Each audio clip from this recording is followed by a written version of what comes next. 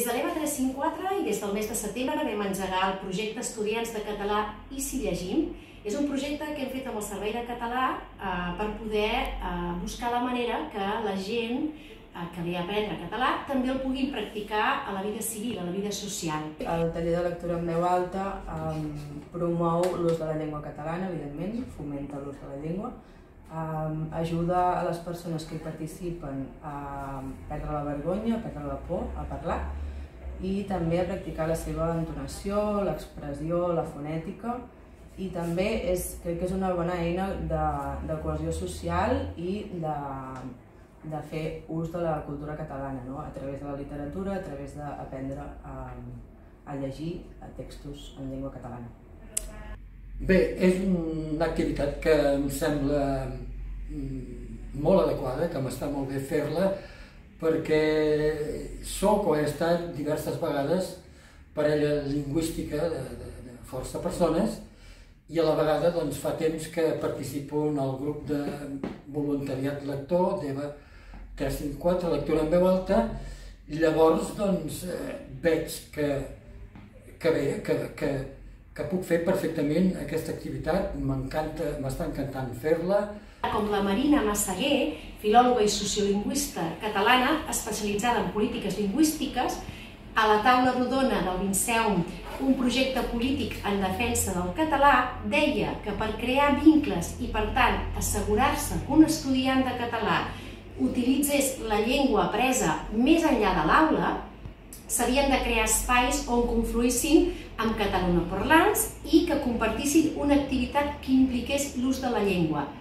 Jo estic convençut que les persones, si més no les que he conegut, les que vaig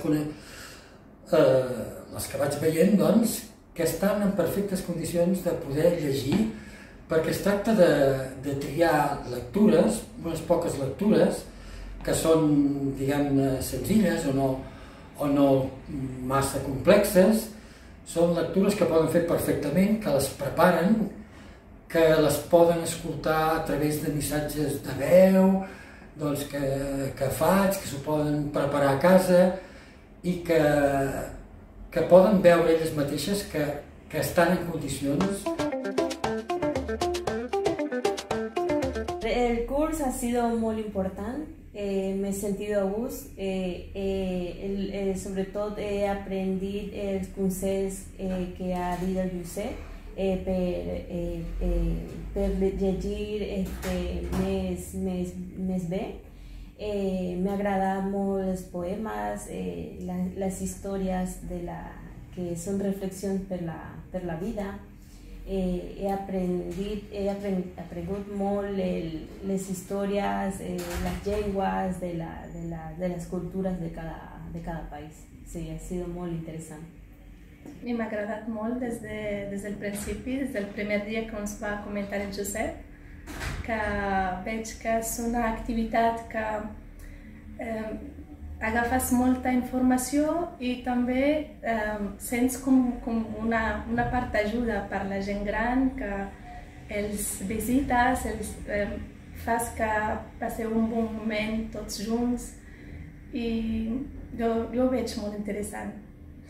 Els estudiants de català es poden apuntar a una formació específica per poder llegir en català i vindrien amb nosaltres als centres on llegim, acompanyats dels lectors i lectores, a llegir català. Històries simples, per què? Perquè els nostres oients acostumen a ser gent gran que li costa molt entendre i concentrar-se. D'aquesta manera reunim tots els requisits. Estem fent la segona convocatòria del taller de lectura en veu alta. Són 5 sessions d'1 hora a cada sessió i us convido tots i totes a participar-hi.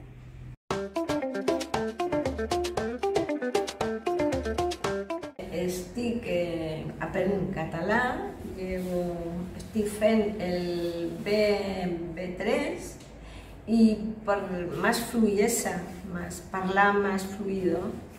I també sempre m'ha agradat molt el català i ara tinc l'oportunitat. I bàsicament és per això. Jo puc més millor parlar català perquè jo visc a Catalunya i puc més ràpid i més correcte parlar català.